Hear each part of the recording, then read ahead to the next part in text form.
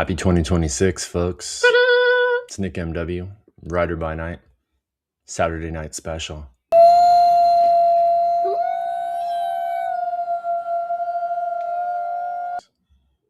How do you folks approach any new year? Is it a season of renewal for you, or is it just another day in just another month? Just another day. Just another year. And I'm really just hoping for a miracle of peace.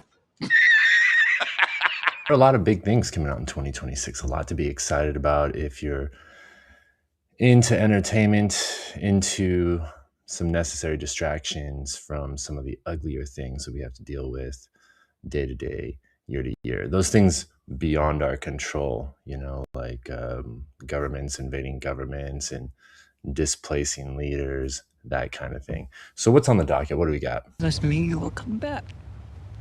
What if I can't?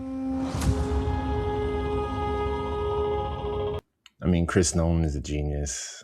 Come on. There's some haters out there that don't like his movies. There's plot holes in some of them, yada, yada, yada. Interstellar is top 5 movie from me.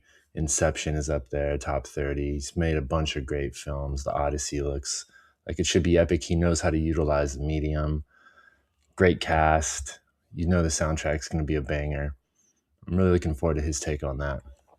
Got the next Avengers movie coming out later in the year, the end of 2026. We got a long way to wait on that one. I don't know what to think. There's, the announcement of Robert Downey Jr., I think might have already split fans who are already kind of split. Why go back into the well? Is it a move of desperation? Is it a move of genius? The Russo brothers are directing. They're bringing everyone back. And, in comics, no one ever really dies. So I am interested to see that and hoping that Marvel can bring back some of that late 2010s Marvel vibe.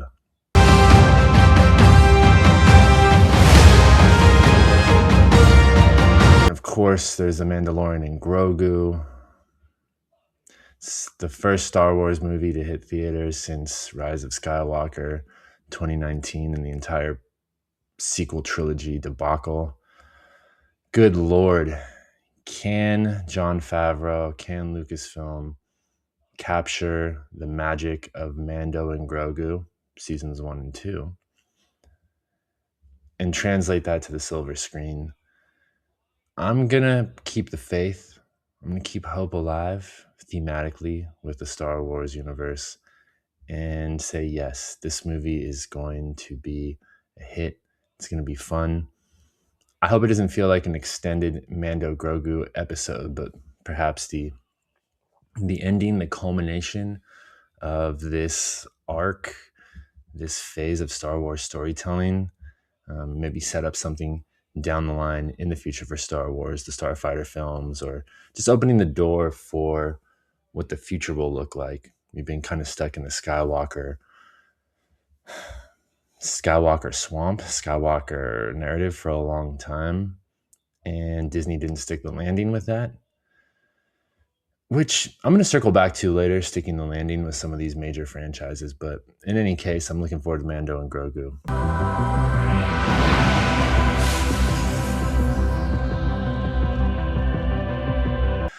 Stranger Things, it's over. It's a wrap. 5 seasons. It took 10 years to tell the story. And it was too much time. Season 1 was pure magic. It had a tight narrative. It built the lore of Hawkins. It built the lore of the friend group, of the people in the town. It perfectly balanced the 80s nostalgia and the supernatural inspirations. It had a killer soundtrack. It had great performances. It had a great ending. It was magic. That was such a wonderful TV watching experience. Season 2, not bad. And then, in my opinion, it just kind of went off the rails. There was no need for the Russian subplot. I understand. It's the 80s. It's a story set in the 80s. And a lot of movies and media had the Soviets as antagonists. So that thematically makes sense. But in the end, it didn't even matter.